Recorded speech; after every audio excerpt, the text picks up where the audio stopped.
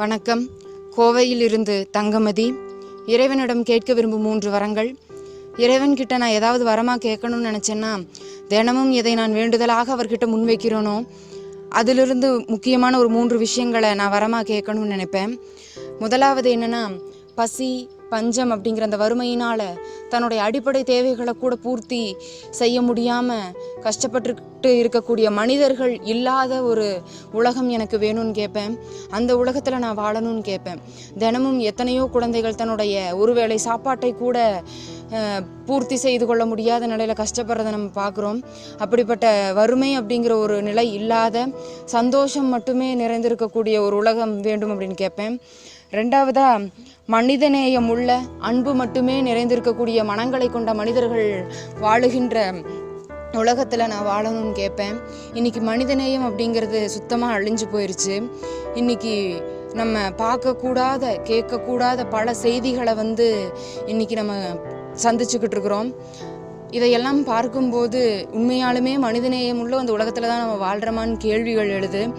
இப்படிப்பட்ட மனிதநேயம் இல்லாத உலகத்தை விட்டு மனிதநேயம் நிறைந்த அன்பு மட்டுமே சூழ்ந்திருக்கக்கூடிய ஒரு உலகத்தில் நான் வாழணும் அப்படின்னு சொல்லி கேட்பேன். மூணாவதாக நான் கேட்கக்கூடிய வரம் என்னென்னா, பிறப்பு எதை நோக்கி அமைந்ததோ தெரியாது, இறப்பு இறைநிலையை நோக்கி இருக்க வேண்டும். இந்த ஆன்மா இறைநிலையை சென்று சேர வேண்டும். அதுதான் எல்லா இதிகாசங்களும் சரி, எந்த மதமாக இருந்தாலும் சரி, எல்லா மதத்தினுடைய நோக்கமும் எதை சொல்லுது அப்படின்னா, இறைநிலை அடையிறது தான் இந்த உயிரினுடைய நோக்கம் அப்படிங்கிறத முன்வைக்குது.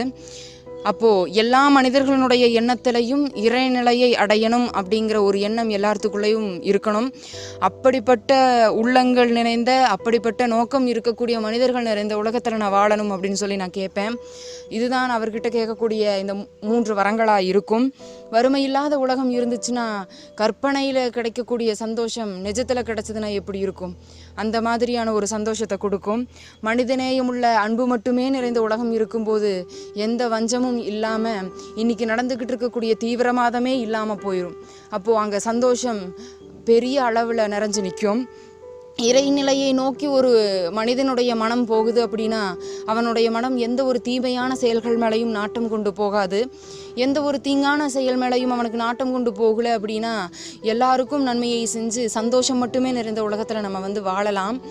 அப்போது அந்த இறைநிலையை நோக்கி போகணும் அப்படிங்கிற எண்ணம் எல்லாத்துக்குள்ளேயும் வரும்போது சந்தோஷம் அந்த இடத்துல கண்டிப்பாக நிறைஞ்சிருக்கும்.